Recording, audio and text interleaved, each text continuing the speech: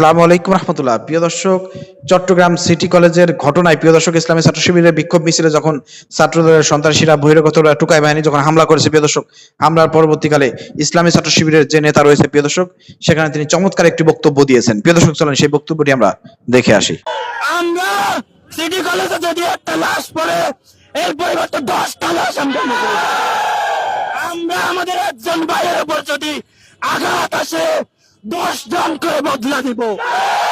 আমরা এক মুহূর্তের জন্য আমাদের ময়দান ছেড়ে যাব না। আমাদেরকে যারা হত্যা করতে চায় আমরা বলবো আমরা আগামীকাল কলেজে আসব। যারা তোমরা খুনের নেশায় মত্ত, তোমরা তোমাদের রক্ত নিতে আসো, আমরা আমাদের জীবন দিতে প্রস্তুত। প্রিয় দর্শক, ইসলামী ছাত্র শিবিরের এই নেতার অগ্নিজোড়া বক্তব্যটি আপনারা প্রচুর পরিমাণ ভিডিও শেয়ার করেন। প্রিয় দর্শক, এটাই চাচ্ছে, সারা দেশবাসী শিবিরের দিকে তাকিয়ে আছে যে এই ছাত্রদলের এই সন্ত্রাসীদেরকে শায়েস্তা করতে হবে। আমাদের একজন ভাইকে যে কথা বলেছে শহীদ করলে তাদের 10 জনকে শহীদ করতে হবে, একজন ভাই আঘাত আসলে তাদের 10 জনকে আঘাত করতে হবে। এটা ছাড়া তারা সুস্থ মানুষ, তারা হবে না, শায়েস্তা হবে না, তারা সাইজ হবে না। এর জন্য সারা বাংলাদেশের শিক্ষার্থী থেকে শুরু করে সাধারণ মানুষ শিবিরের দিকে তাকিয়ে আছে যে মায়ের খাওয়ার দিন শেষ, মায়ের খাওয়া যাবে না।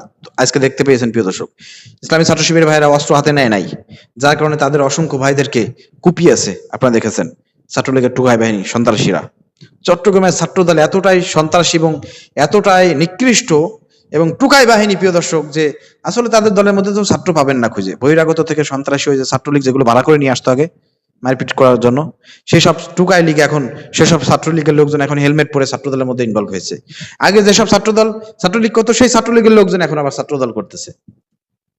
সেই বাহিনীগুলো দিয়ে আজকে আবার ইসলামী ছাত্র শিবিরের উপর হামলা চালিয়েছে প্রিয় দর্শক। এ হচ্ছে তাদের অবস্থা।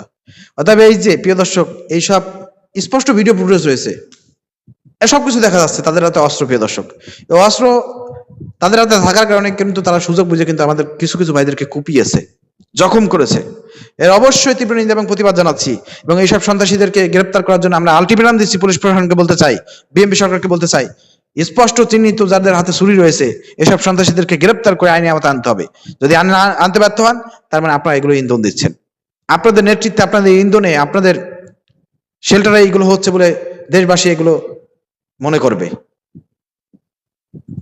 অতএব আপনারা তাদেরকে দ্রুত আইনের আওতায় আনার ব্যবস্থা করেন। যদি না আনেন, পরবর্তীকালে আমরা কিন্তু ওই যে প্রিয় দর্শক, আইন নিজের হাতে তুলে নিতে বাধ্য হবে। ইসলামী ছাত্র শিবির আইন নিজের হাতে তুলে নিতে বাধ্য হবে। যুদ্ধক্ষেত্রে কিন্তু তখন আর কিছু দেখা যাবে না। অতএব আপনারা আইন নিজের হাতে তুলে নিতে ইসলামী ছাত্র শিবিরকে বাধ্য করবেন না। আপনারা দ্রুত এইসব সন্ত্রাসীদের বিরুদ্ধে আইনানুগ ব্যবস্থা গ্রহণ করেন। যদি গ্রহণ না করেন, এই ছাত্র দলের সন্ত্রাসীরাই কিন্তু আপনাদেরকে ফ্যাসিবাদ বানাবে। বিএনপির যদি এখনো হুঁশ না ফেরে যে কিভাবে আওয়ামী লীগ ফ্যাসিবাদ হয়েছে, একদিনে হয় নাই। এরকম সন্ত্রাসী কর্মকাণ্ড করতে করতে, ছাত্রলীগ সন্ত্রাসী কর্মকাণ্ড করতে করতে, হল দখল করতে করতে, শিবিরকে মারধর করতে করতে, ছাত্রদলকে মারধর করতে করতে এভাবে কিন্তু সন্ত্রাসী হয়েছে, এভাবে কিন্তু ফ্যাসিবাদ হয়েছে। ঠিক সেই কাজে কিন্তু ছাত্রদল চলতেছে, হাঁটতেছে। অর্থাৎ তাদেরকে থামান, নাহলে কিন্তু জনগণ আপনাদের উপরে খেপে যাবে। জনগণ খেপে গেলে কি পরিণত হয় সেটা আওয়ামী লীগ থেকে শিক্ষা গ্রহণ করেন।